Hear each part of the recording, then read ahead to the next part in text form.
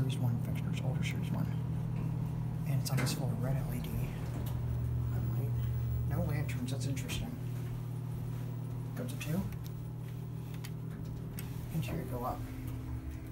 I have a feeling this whole indicator is burned out.